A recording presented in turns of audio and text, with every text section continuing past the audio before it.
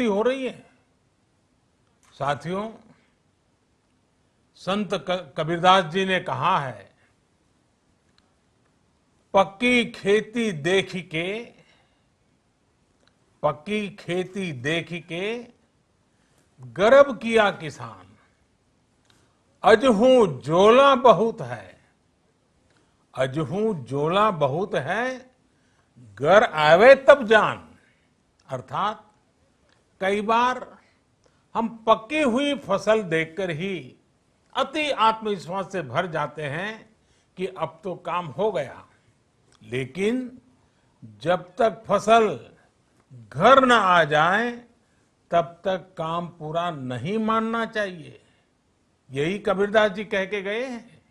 यानी जब तक सफलता पूरी न मिल जाए लापरवाही नहीं करनी चाहिए। साथियों, जब तक इस महामारी की वैक्सीन नहीं आ जाती, हमें कोरोना से अपनी लड़ाई को रत्ती भर भी कमजोर नहीं पड़ने देना है। बरसों बाद हम ऐसा होता देख रहे हैं कि मानवता को बचाने के लिए युद्ध स्तर पर पूरी दुनिया में काम हो रहा है। अनेक देश इसके लिए काम कर रहे हैं। हमारे देश के वैज्ञानिक भी वैक्सीन के लिए जी जान से जुटे हैं। भारत में अभी कोरोना की कई वैक्सीन पर काम चल रहा है। इनमें कुछ एडवांस स्टेज पर है, आशास्पद स्थिति दिखती है। साथियों, कोरोना की वैक्सीन जब भी आएगी, वो जल्द से जल्द प्रत्येक भारतीय तक कैसे पहुंचे, इसके लिए भी सरकार की तैयारी जारी है।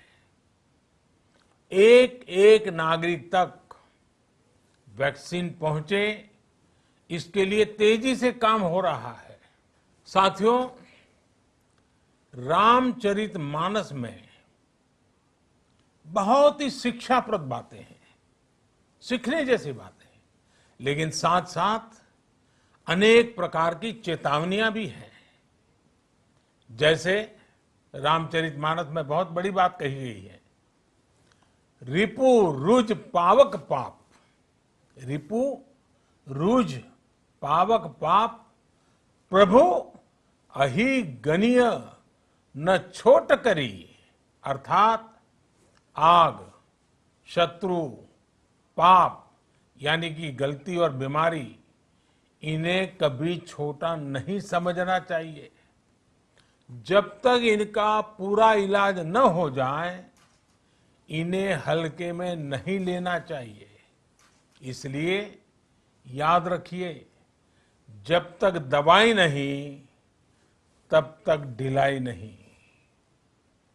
त्योहारों का समय हमारे जीवन में खुशियों का समय है, उल्लास का समय है। एक कठिन समय से निकलकर हम आगे बढ़ रहे हैं। थोड़ी सी लापरवाही हमारी गति को रोक सकती है, हमारी खुशियों को धूमिल कर सकती है। जीवन की जिम्मेदारियों को निभाना और सतर्कता, ये दोनों साथ साथ चलेंगे, तभी जीवन में खुशियां बनी रहेगी। 2 गज की दूरी, समय समय पर साबुन से हाथ धुलना और मास्क लगाना, इसका ध्यान रखिए।